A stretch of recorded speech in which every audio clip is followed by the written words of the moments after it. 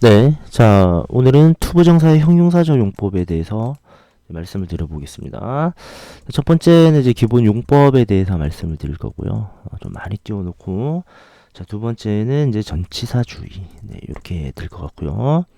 세 번째는, 근데 여러분 여기 뭐 굉장히 많이 쓸 수도 있습니다. 네, 그러니까 요거 아직 쓰지 마시고요. 이런 식으로 설명을 하겠다라는 지금 안내만 드리는 거예요.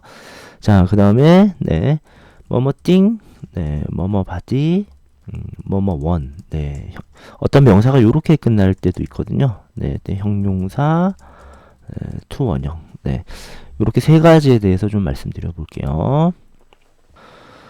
첫 번째 이 투부정사의 형용사적 용법은요. 말 그대로 우리가 그 문장 안에서 형용사가 하는 역할, 네, 뭘 합니까? 가장 중요하게 네, 명사를 수식하죠. 네, 이게 가장 중요한 형용사의 역할입니다. 그래서 뭐뭐 할, 뭐뭐 하는, 네, 요런 해석을 내고 있다는 게 일단은 가장 중요해요. 자, 여러분 요렇게 한번 가볼게요. 그는 말이지, has many books. 그는 많은 책을 갖고 있습니다. 하고 문장을 맞춰도 됩니다. 문장을 맞춰도 되는데 그 책들이 어떤 책들인지 설명을 좀 더 하고 싶었죠. 그죠? 이 북스가 여기서 이제 명사 아니겠습니까? 명사. 네. 그는 책을 많이 갖고 있습니다. 근데 뭐 할 책이겠어요? to read, 읽을 책이겠죠.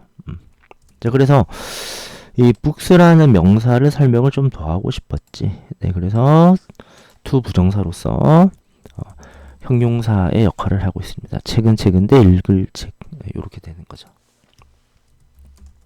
자, 이해가셨습니까, 여러분들?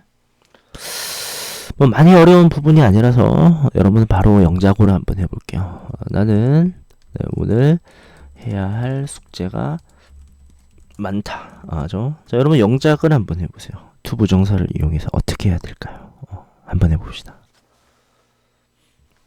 자, 일단 나는 숙제가 많아요. I have a lot of homework 있습니다. I have a lot of 숙제가 좀 많습니다. 그죠? 숙제가 많아. 요렇게 하고 말을 끝내도 되는데 그 숙제가 네, 명사가 여기 있죠. 네. 그 숙제가 어떤 숙제입니까? 해야 할 숙제죠. to do. 요렇게 됩니다. 자, 그래서 homework라고 하는 명사를 네, 형용사가 되어서 수식을 해주는 거예요. 숙제는 숙제인데 해야 할 숙제. 자, 이런 것이 to 부정사의 형용사적 용법의 기본적인 모습입니다. 이해가시죠? 요렇게만 한다면 이제 우리가 어렵지는 않아요. 어렵지는 않은데 문제는 이제 요런 것들입니다. 요런 것들. 자, 우리 국어에는 전치사라는 품사가 있어요, 없어요? 없죠. 그래서 예를 들어서 우리가 어렵게 배우는 뭐 관계대명사라든가 뭐 이런 것들, 관사 이런 거 있죠? 또는 지금처럼 전치사 이런 거는 사실 우리 국어에는 없는 품사라서 우리 한국인들이 이제 문법을 접근하실 때 조금 어려울 수가 있습니다. 물론 뭐 한국에도 이제 그 조사라고 했어요. 조사. 조사. 나는 뭐 책을 할 때 은는 이가 을을 요런 걸 조사라 하는데 전치사와 비슷하긴 하지만 뭐 완전히 같다고 할 수는 없죠. 그래서 쓰임에 좀 유의합시다. 자, 한번 가볼게요. 자, we need 우리는 필요합니다. We need chairs. 우리는 의자들이 좀 필요해요. 뭐 할 의자냐면 앉을 의자가 필요하지. 근데 이렇게만 쓰면 이건 틀리는 겁니다. 왜 그럴까요? 그죠? 우리말로는 딱 맞아떨어졌거든. 우리는 필요해. 의자가 필요한데 앉을 의자가 필요해 하면 뭔가 딱 맞아떨어지는데 우리 여기에다가 말이죠. 네, 지금 주어진 이 명사에 무엇을 뭐뭐를 요렇게 한번 생각해 봅시다. 뭐뭐를 이렇게 쓸 때 그리고 위에 보면 책을 읽는다 하고 바로 목적으로 취해도 해석에 무리가 없죠. 책을 읽어요. 숙제를 합니다. 말이 되는 것 같아. 전치사 없어도 돼. 근데 요거는 어때요? 의자를 앉는다가 말이 돼요, 안 돼요? 말이 안 되죠. 여러분 어떻게 해야 될까요? 의자를 앉는 게 아니니까 이렇게 하셔야 됩니다. We need chairs to sit on. 의자 위에 앉는 거잖아요. 의자 위에. 전치사 on을 여러분 반드시 붙여줘야 합니다. 우리가 슬쩍 보면 그냥 모르고 지나갈 수 있는 부분이에요. 그래서 이런 거 전치사 반드시 잘 지켜야 합니다. 자, 한번 가볼까요? They, 네, 그들이 built, 지었습니다. 예. 그들이 집을 한 채 지었어요. 그럼 뭐 할 집이겠어요? 살 집이겠죠. 살아갈 집. 역시 안 됩니다. 왜냐? 집이잖아요. 다시 한번 우리가 가볼게요. 책을 읽는다. 북스를 read 바로 뒤에 넣었을 때 말이 돼요. do 뒤에 homework를 넣었을 때 숙제를 한다. 말이 됩니다. 근데 의자를 앉는 게 말이 안 되듯이 집을 사는 게 말이 안 되죠. 어떻게 해야 됩니까? 우리는 집 안에서 살아야 되잖아요. in입니다. in. 오케이? 네, to live in the house. 그렇게 말을 하죠. 빼면 안 됩니다. 절대. 이런 예문은 굉장히 많아요. 사실 여러분들. 지금 언뜻 생각이 안 나서 그런데 지금 뭐 자꾸 need만 해서 좀 그런데 예? 예를 들어서 I bought 뭐 펜을 몇 개 샀어요. 보통 이렇게 하는 말 잘 안 할 텐데 펜을 몇 개 샀습니다. 그 펜이 뭐겠어요? 쓸 펜 아닙니까? 나는 쓸 펜을 샀다. 근데 요것도 안 돼요. 왜냐면 이 write는 우리가 그 사용하다의 write가 아니라 글을 쓰다라고 할 때 그 write죠. 글을 쓸 때 펜이라고 쓰는 게 아니라 펜을 갖고서 쓰잖아요. 그러니까 갖고 쓸 펜이 필요한 겁니다. to write with 이렇게 손에 쥐고서 함께 쓰는 거지 않습니까? 전치사 with을 써야 되고. 자, 하나만 더 가볼까요? 그죠? 네. 그녀가 gave me 뭐 종이를 줬다라고 합시다. 일단은 막 해볼게요. 자, 이때도 그냥 write 하면 틀립니다. 그렇죠? 왜 안 돼요? 종이를 쓰는 게 아니잖아요. 우리는 종이 위에다가 쓰죠. 위에 대고 쓸 종이가 필요합니다. 위에 말이죠. 그렇죠? 이런 거 몇 가지 알아두시면 되죠. 앉을 의자, 안에서 살 집, 갖고 쓸 펜, 위에다 대고 쓸 종이. 네, 이런 식으로 전치사의 쓰임을 좀 주의해 주셨으면 좋겠습니다.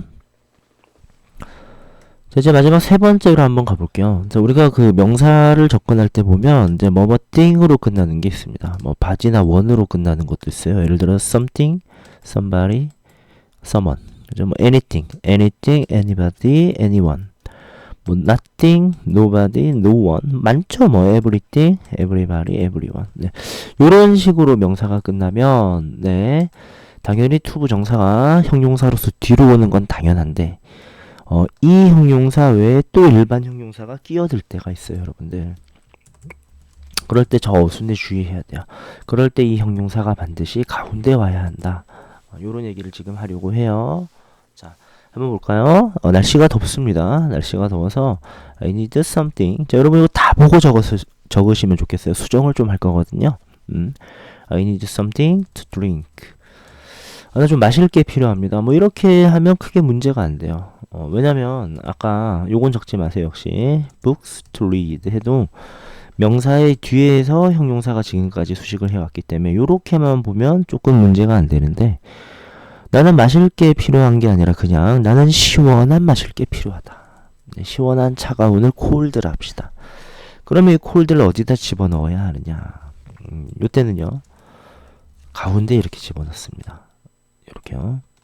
어떤 명사가 뭐뭐띵이라든가 이런 것들로 끝났을 때 네, 이 명사와 투 부정사의 사이에서 형용사가 수식을 해야 돼요. 그래서 나는 시원한 마실 무언가가 필요하다. 이렇게 되는 거예요. 자, 이해가셨죠? 네. 자, 그런데 저게 꼭 그렇지는 않아요. 여러분 예를 들어서 I need many books 하고 뭐뭐띵으로 끝나지 않았습니다. 뭐뭐띵으로 끝나지 않았어요. 여러분 잠깐만요. 수정을 좀 해볼까? I need books to read. 아까 이제 book을 예로 들었죠.